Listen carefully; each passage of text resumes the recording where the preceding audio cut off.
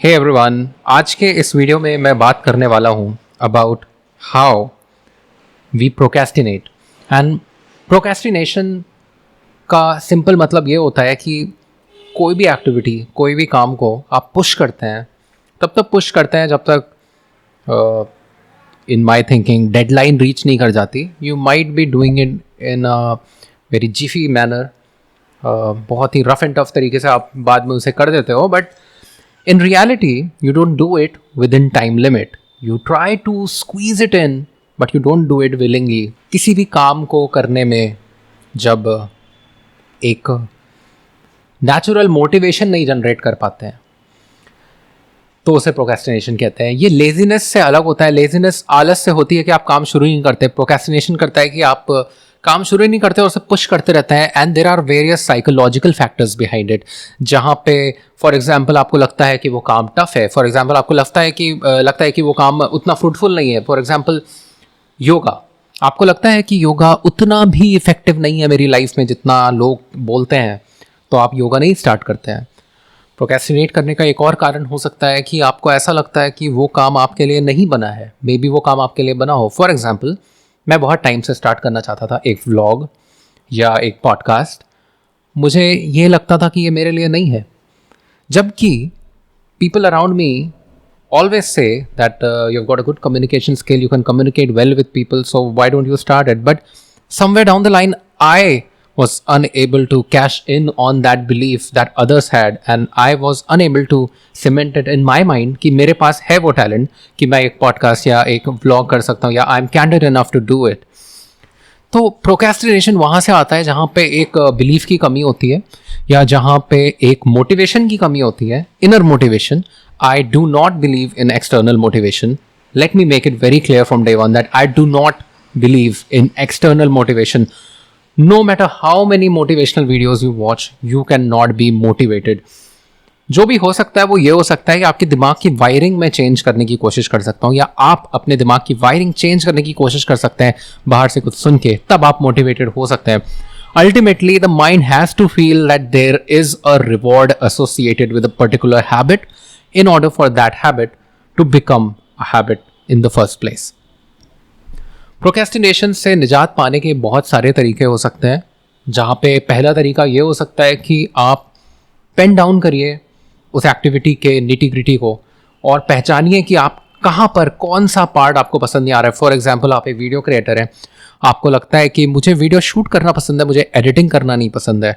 तो प्रोक्रेस्टिनेशन के लिए एक थ्योरी होती है ईट द फ्रॉग, जहाँ पे आप क्या कर सकते हैं कि आप सबसे पहले कुछ रैंडम वीडियो सैम्पल्स लेकर उन्हें एडिट कर सकते हैं और उसके बाद उसका आउटकम देख सकते हैं। आपको एक रिवॉर्ड मिलेगा, मेंटल रिवॉर्ड आपको एक मिलेगा कि मेरा क्रिएटेड वीडियो ऐसा दिखता है, and you might be able to motivate your self into doing it.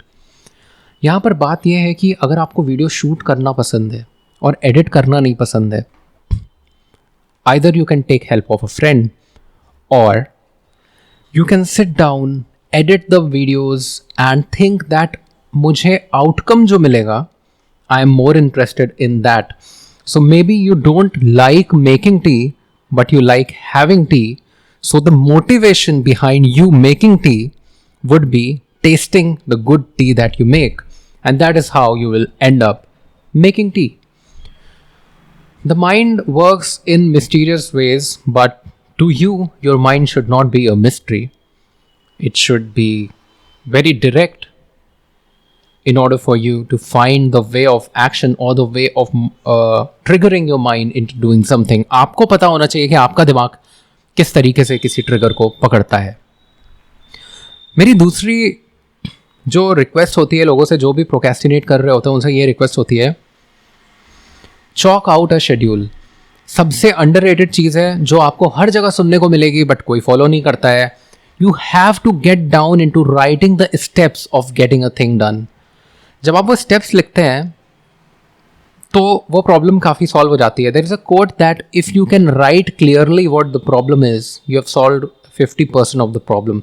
50% of the problem is solved when you are able to decipher or understand or then produce it on a piece of paper or write it down कि क्या issues हैं, क्या problem है और how to work around this problem.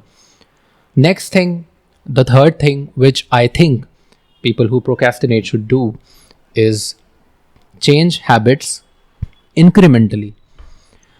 हो सकता है आप जिम जाना शुरू करना चाहते हैं बट आप जिम जा नहीं पा रहे हैं.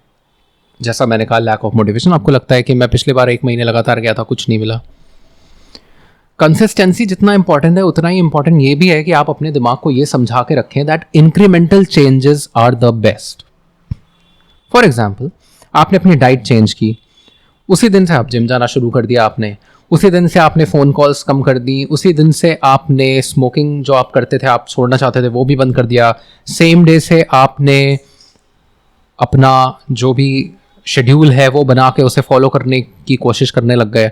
एक साथ इतने सारे चेंजेस जब आप लाएंगे, it's going to be really difficult for your body, for your mind to adapt to the sudden and tremendous amount of changes that you have put yourself through. So the best thing is to take it incrementally. First, start with getting up early.